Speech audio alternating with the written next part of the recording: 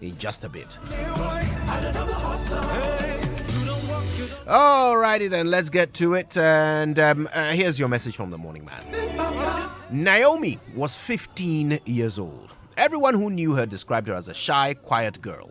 She lived in the Snit Flats with her father, kept to herself, hardly ever spoke to anyone in school, and never hung out with the other teenagers on the weekends. She was an extremely pretty girl, though, and the boys all wondered what her deal was.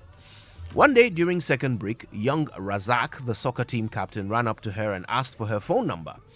Naomi burst into tears and ran off to lock herself in the bathroom. Everyone, including her teachers, wrote her off as an oddball.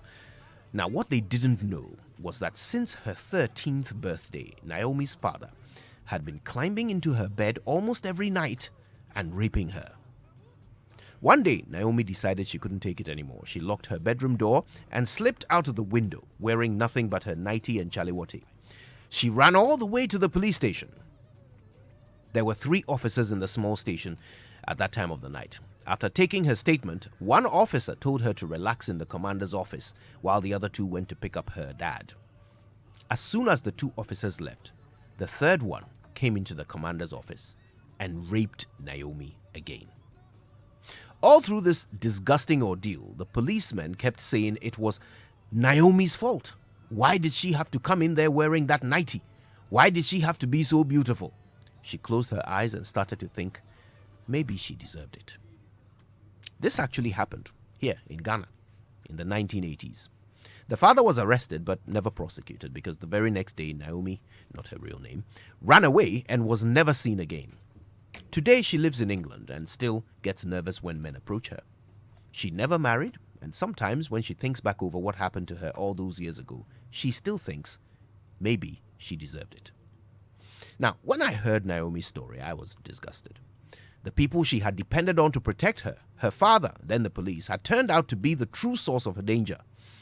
To me, her father was a vile pig who deserved to be castrated, but the policeman, he had before him a vulnerable person in need of protection, and all he wanted to do was take advantage of her for his personal satisfaction. What kind of person could be so callous as to victimize a victim? But the more I think about it, the more I realize that there are many people among us who are just as callous. When an employer forces a desperate, jobless person to sleep with him before giving her a job, that's victimizing a victim.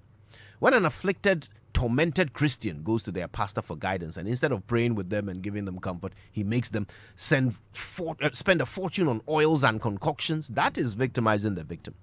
A contractor is owed money for work done. His business is collapsing due to delayed payment, but the customer's accountant won't issue the check until the contractor agrees to fork over 40% of the payment.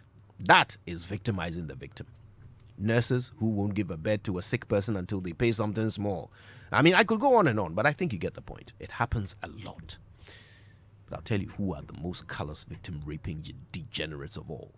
Governments. Yeah, the people of the northern part of Ghana had suffered unimaginable poverty for decades, but as if that wasn't enough, a government came along, looked at these poor people and saw an opportunity to make a fortune out of their misfortune. So we had SADA and JIDA and all of that. And hey presto, the victims were victimized again, and the government raped the rape victim again. Illegal miners pillaging our lands, digging up our natural resources and poisoning our water. Desperate and with nowhere to turn, people of this nation at their wits' end went to their government, who swore to protect them, set up all kinds of bodies to fix the problem. Little did we know that through our tears, they were seeing dollar signs. Our predicament was just a money-making opportunity for those who knew the market value of an excavator. So instead of solving our life and death galamsey problem, they just made loads of money from it. They victimized the victim. They re-raped the nation.